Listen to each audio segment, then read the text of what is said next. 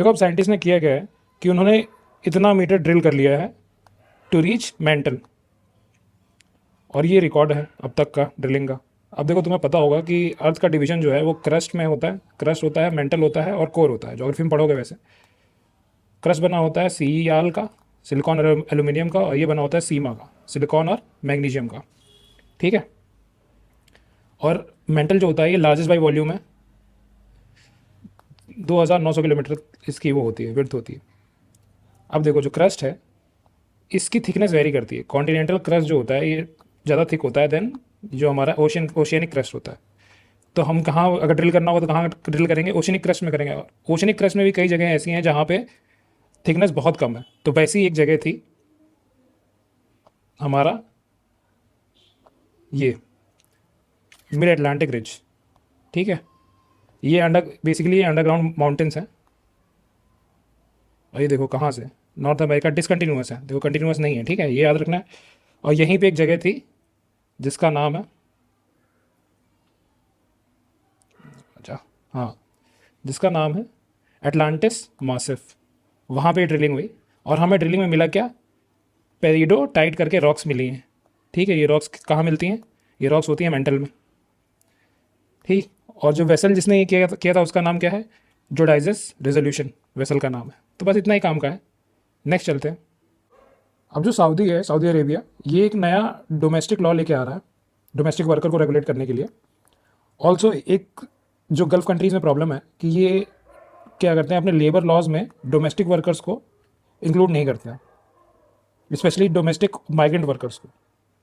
अब जैसे ये लॉ तो लेके आएंगे बट ये इतना अच्छे से इम्प्लीमेंट करेंगे, ये देखने वाली बात है। बट हमारे लिए काम का क्या है कि ये तो बैकग्राउंड समझ लिया। अब देखो यहाँ एक सिस्टम होता है कफाला सिस्टम। अब एक कफाला सिस्टम होता क्या है? ये बेसिकली कफाला का मतलब होता है स्पॉन्सरशिप।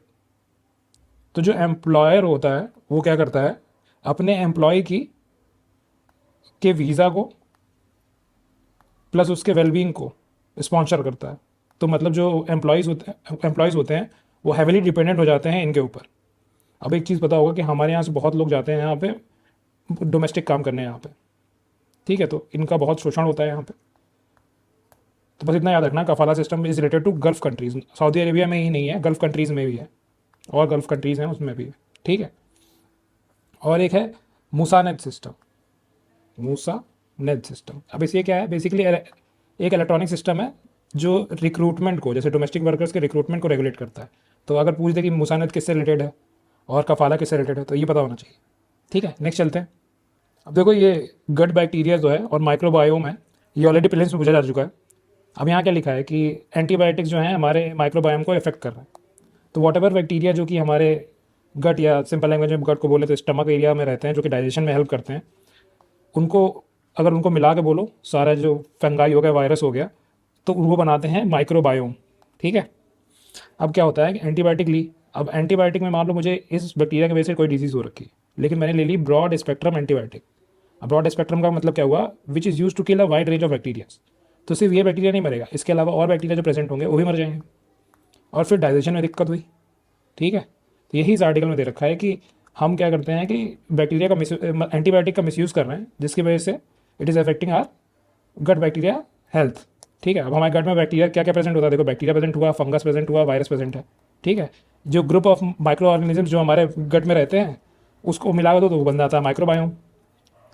बाकी कुछ काम का है इसमें? हाँ, इसमें ये लिखा है कि ये जो गट बैक्टीरिया होते हैं ये सिर्फ हमारे स्टमक में ही हेल्प नहीं करते हैं, they play a vital role in regulating function of different organs के फंक्शन को रेगुलेट करते हैं। इवन स्किन के जो माइक्रोबायोम है उनको भी हेल्प करता है। ठीक है, बस इतना ही काम का था। नेक्स्ट चलते हैं। अब देखो इस आर्टिकल में क्या बात हुई है। इस आर्टिकल में ये है कि डिपॉजिट्स ओवर द टाइम जो बैंक के पास थे वो अब कम आ रहे हैं उनके पास। ठीक है, डिक्रीज़ हो गए, और इनकी लैंडिंग जो है वो बढ़ती जा रही है, इंक्रीज़ हो रही। और जो हमारे फाइनेंस मिनिस्टर है इन्होंने बोला है कि बैंक जो है डिपॉजिट ले नहीं रहे हैं उतना, वो डिपेंड कर रहे हैं काफ़ी कॉरपोरेट्स वगैरह पे डिपॉजिट्स के लिए। ठीक है। तो अब देखते हैं बैंक, अब इनके बीच में जो डाइवर्जेंस है ये एक प्रॉब्लम हो सकती है। अब क्यों? क्योंकि देखो डिपॉजिट्स जो होते हैं ये बैंक की लाइबिलिटी होती है, बट इसी पैसे को तो वो आगे, जैसे मान लो मैंने कुछ पैसे डिपॉजिट किए 4% पे, ठीक है, और फिर बैंक क्या करता है, उसी डिपॉजिट को लोन पे दे देता है, क्योंकि सारे कस्टमर एक साथ तो आएंगे नहीं पैसे मांगने, वो लोन पे दे देता है 6% के लिए। तो अब जो इनके बीच में जो डिफरेंशियल हुआ, ये बेसिकली बैंक का इनकम हो जाता है। तो अगर यही कम आएगा तो फिर वो ये पैसा कहाँ से देगा ये सब।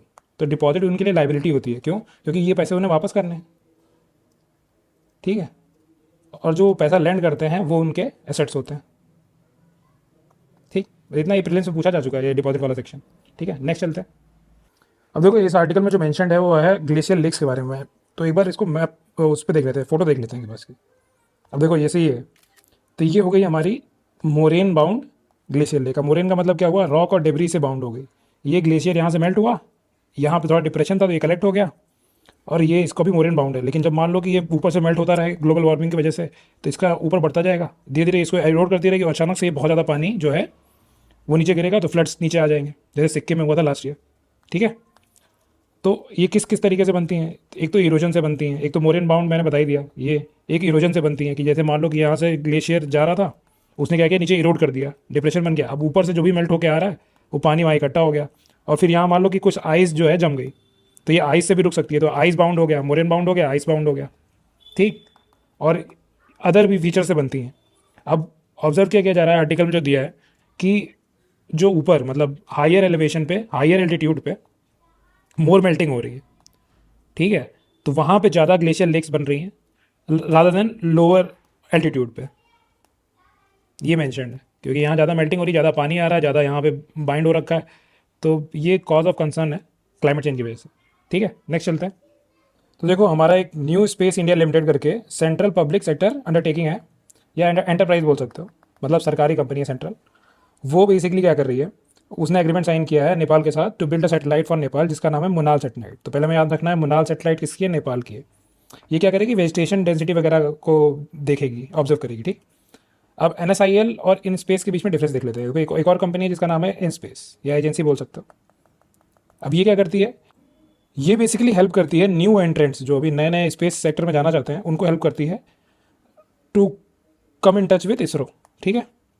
और ये NSIL क्या करती है, NSIL क्या करती है, मैन्युफैक्चरिंग वगैरह में देखती है कि हम काफ़ी मैन्युफैक्चरिंग इंक्रीज़ करें, प्लस ये कमर्शियल आर्म है इसरो का। कमर्शियल आर्म मतलब क्या करेगा, ये प्रमोट करेगा जो इसरो की जो टेक्नोलॉजी है उसको प्रमोट करेगा, सेल करने में हेल्प करेगा।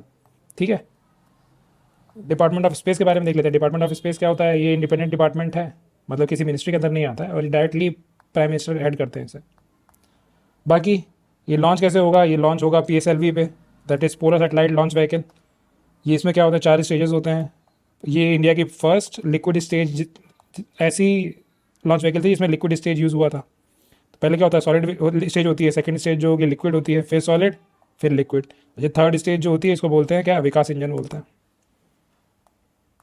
और इसकी कैपेबिलिटी बेसिकली लो अर्थ ऑर्बिट्स में जाने के लिए, आप पढ़ोगे लो अर्थ ऑर्बिट्स क्या होते हैं अपने साइंस एंड टेक वाले में, वहाँ तक जाने के लिए बेसिकली यूज़ किया जाता है। बट ये इवन उसके आगे भी जियो ट्रांसफर ऑर्बिट्स में और जियो स्टेशनरी ऑर्बिट में भी इससे भेजा गया है। ठीक है, बस इतना ही काम का था। नेक्स्ट चलते हैं। अब देखो इस आर्टिकल में हम हिंडनबर्ग वाले जो सिस्टम है इसको हम यूज़ कर सकते हैं मेंस वगैरह में थोड़ा सा, कि कैसे यहाँ फ्रॉड वगैरह हो गया है, तो इसको सेबी को देखना चाहिए था। बाकी प्रीलिम्स के लिए हमारे काम का क्या है, एक टेक्निक है, स्ट्रैटेजी है, जिसका नाम है शॉर्ट सेलिंग। अब इसमें होता क्या है कि देखो जैसे मैं एक हूँ, मैंने क्या किया, मैंने एक थर्ड पर्सन से बोरो कर लिया शेयर बोरो कर लिया, कुछ भी बोरो कर लिया, और मुझे वही शेयर्स बोरो करूँगा मैं जिसका मुझे लगता है कि यार फ्यूचर में इसका प्राइस जो है गिरने वाला है। ठीक। तो अब क्या हुआ, मैंने बोरो कर लिया, अब मैं इसको सेल कर दूंगा। अब ये किसी के पास पहुंच गया, अब क्या हुआ, मार्केट में इसका प्राइस गिर गया। अब मैं क्या करूँगा, फिर मैं ख़रीद लूँगा इसे। अब देखो मैंने यहाँ से बोरो किया था, जब मैंने ख़रीद लिया तो मैंने इसको लौटा दिया। अब देखो इस लफड़े में जो भी प्राइस का डिफरेंस हुआ वो मेरा हो गया, मार्जिन हो गया, क्योंकि मैंने बोरो किया था फिर मैंने वापस कर दिया उसको। तो जो भी डिफरेंस मुझे मिला प्राइस गिरने की वजह से वो मेरा हो गया। तो इसी को बोलते हैं शॉर्ट सेलिंग। ठीक है, तो इतना ही काम का था। अब इस आर्टिकल में मंकी पॉक्स के बारे में दे रखा है, ऑलरेडी मैंने डिस्कस किया था मंकी पॉक्स को, बट यहाँ भी बता देते हैं कि देखो ये एक वायरस से कॉज होता है, जो कि फैमिली किस फैमिली से बिलोंग करता है, पॉक्सीवेरिडे, और एक DNA वायरस है, डबल स्ट्रैंड होंगे इसमें। ठीक है, DNA वायरस है, वैक्सीन इसकी है बट अभी इफेक्टिवनेस का कुछ पता नहीं। और देखो इसकी एक अभी रिसेंट जो क्लेड है, जो कि लास्ट ईयर थी, क्लेड 1B, इससे क्या हो रहा है, मोर सीवियर इन्फेक्शन हो रहा है और more human to human transmission जो है वो बढ़ गया है।